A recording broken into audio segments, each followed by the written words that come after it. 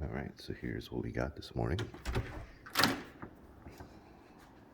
As you can see, got over a foot just by judging on the panels of the door. Still coming down.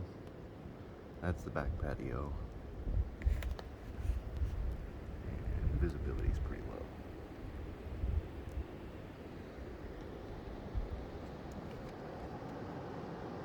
Wind gusts, as you can hear, kicking up to about 30, not too bad.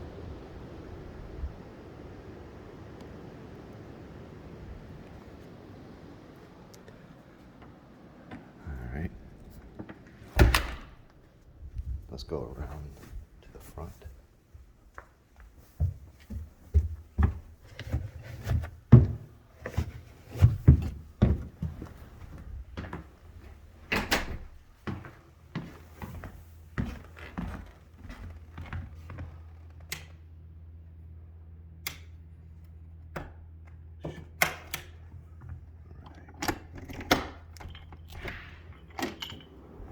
As you can see, still going on pretty good here too. Out there somewhere is the front driveway and the road. Can't tell where it's at, so I'm not going to try to brave it.